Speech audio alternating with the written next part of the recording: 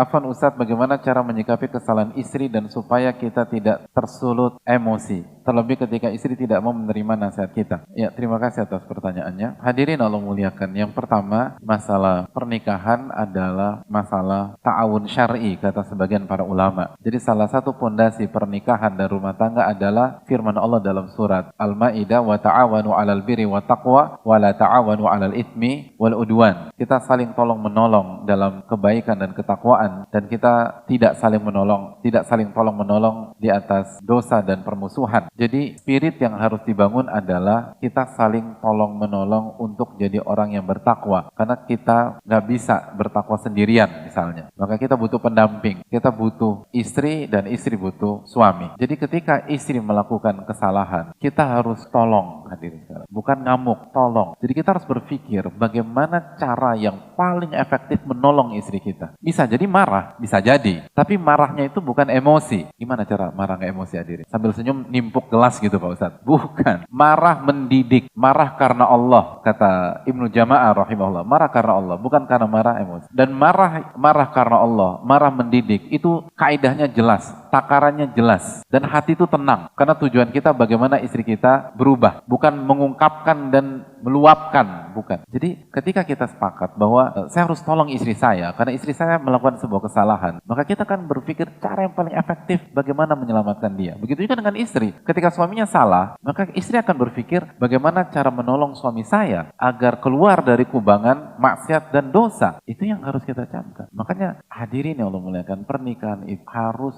dibangun di atas pondasi yang sama, harus clear dulu. Dan banyak di antara kita seringkali lupa tentang masalah itu. Lalu yang berikutnya, jangan bangun narasi kesempurnaan dalam rumah tangga. Kita yang repot, kita yang berantakan. Kenapa? Nggak ada yang sempurna. Pernikahan itu tuh persatuan atau pertautan antara dua sosok. Yang satu pendosa, yang satu pendosa. Betul nggak? Salah ya? Kalau saya salah tolong diluruskan. Nabi SAW bersabda, "Kullu bani Adam khata." Setiap anak Adam banyak melakukan kesalahan. Wa khairul khata'ina tawwabun. Dan yang terbaik di antara mereka yang paling banyak bertaubat. Jadi kita khususnya suami, jangan bangun narasi kesempurnaan. Dan salah satunya adalah dengan apa? Dengan mengaudit ketat dan setiap kesalahan istri. Lalu memarahi setiap kesalahan istri. Gak akan bertahan, gak akan bertahan. Bukan begitu cara berumah tangga. Rumah tangga tentang bagaimana konsep berjuang, konsep bertauhid, konsep saling ta'awun, konsep saling bersama-sama, konsep saling mengejar keutamaan. Itu keluarga. Dan saling sadar bahwa pada saat istri saya salah,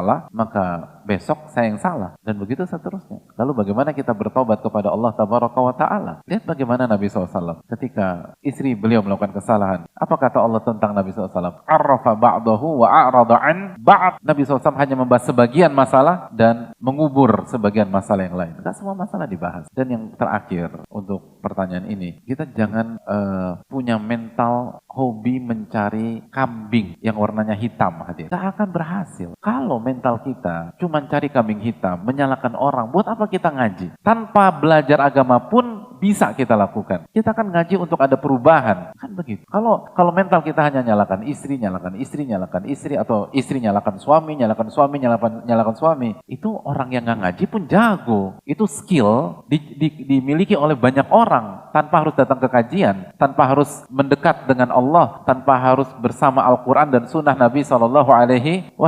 Bukankah kita ingin naik kelas? Terus kalau naik kelas gimana caranya? Asyura 30. Wa ma asabakum min musibatin fabima kasabat aydikum wa ya'fu an katsir. Dan apapun yang menimpa kalian, itu pasti ada andil dari kesalahan dan perbuatan tangan kalian. Dan Allah telah mengampuni banyak dari dosa-dosa kalian. Itulah konsepnya para ulama klasik dan sampai hari ini dalam berumah tangga. Makanya para ulama kita ketika melihat istrinya tidak sebagaimana biasanya, tidak senurut biasanya, tidak setaat biasanya, apa kata mereka? Kata mereka, inni la'asillah fa'ara athara maksiyati fimro'ati wadabati. Aku bermaksiat kepada Allah. Lalu aku melihat dampak maksiatku ada pada perangai istriku dan hewan tungganganku. Evaluasi ke dalam. Nyalain orang gampang. Bola di tangan kita. Kita mau nggak naik kelas atau kita ingin naik kelas. Kalau ingin jadi orang-orang beriman, berhenti menyalahkan orang. Pasti ada andil dari dosa. Dan semakin fasih kita menyalahkan orang, semakin kita gagal memperbaiki diri. Tapi semakin kita fasih, introspeksi diri, maka kita akan menemukan kekeliruan, kesalahan diri kita. Kita akan menemukan blind spot kita. Dan ketika kita menemukan itu, maka kita akan mengobati. Dan ketika kita mengobati blind spot kita akan jadi pribadi yang jauh lebih bertakwa ke depan, menguntungkan. Makanya lihat Nabi Nuh, lihat Nabi Lut alaihi wassalatu wassalam. Ujian dari sisi istri mereka berdua tidak membuat kualitas mereka menurun, bahkan melejit. Para nabi dan berat loh